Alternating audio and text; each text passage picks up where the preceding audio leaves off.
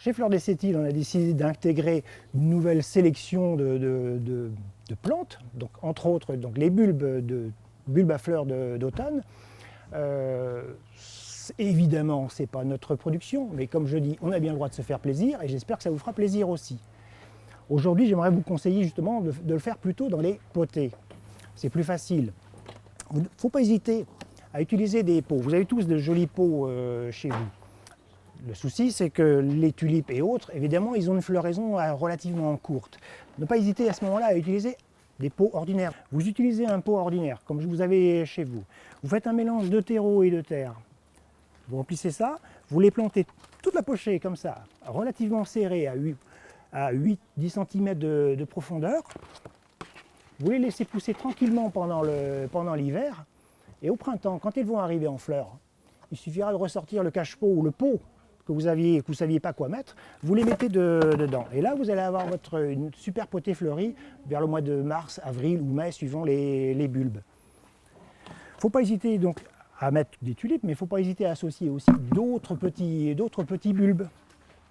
Par exemple des muscaries, si on aime bien les muscaries, si on aime bien les crocus, il ne faut pas hésiter à mettre des crocus avec. Les floraisons sont échelonnées, donc ça permet éventuellement de prolonger justement. Et quand tout ça, ça va être fini, quand la floraison de ça va être finie, comme vous les avez mis dans un pot ordinaire, il suffira de le ressortir, vous mettez votre pot tranquillement dans un coin de votre terrasse ou de votre jardin, et arrivé au mois de mai, vous allez pouvoir réutiliser votre bac qui ne va pas être monopolisé par les tulipes qu'il faudrait laisser dans le pot. Tiens, des petites variétés comme ça, on les oublie un petit peu. Celles-là, au lieu de faire une fleur, elles vont faire une grappe de fleurs. Donc chez Fleurs des Sept-Îles, on a fait une sélection de bulbes. Donc vous allez trouver aussi bien des crocus, bien sûr. Tiens, une petite astuce, au lieu de les mettre en jardinière ou bien dans un coin du jardin comme ça, vous les jetez sur la pelouse, à la volée. Et à l'endroit où ils tombent, hop, vous les plantez. Et vous verrez, on en reparlera au printemps, vous aurez tout un spectacle. Après, il y a des choses un petit peu plus fantaisie, l'ail d'ornement, il y a plein de possibilités. Ça, vous pouvez l'inclure parmi les plantes vivaces et elles vont ressortir elles aussi au printemps.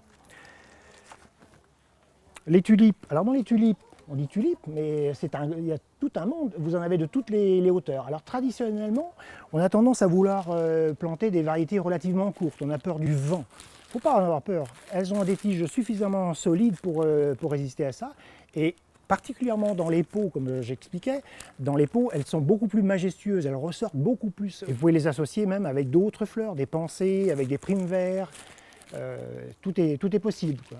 Les jacinthes c'est pareil, traditionnellement on voit les jacinthes toutes faites. Vous êtes capable de les faire vous-même, là c'est pareil.